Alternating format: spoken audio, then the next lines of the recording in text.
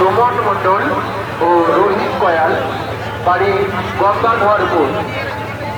সুমন মণ্ডল, রোহিত কয়াল, বাড়ি গঙ্গাধরপুর। তোমরা যদি খেলায় থেকে থাকো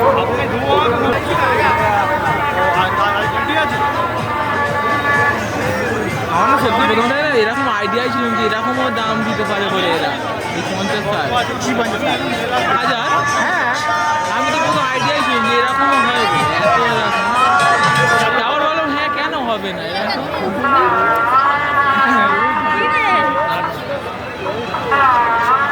ও আমার এরকম একটা বউ মনে আছে রাস্তায় এটা তো তবে এ করে একটা বাদ দিয়ে থাকবো না।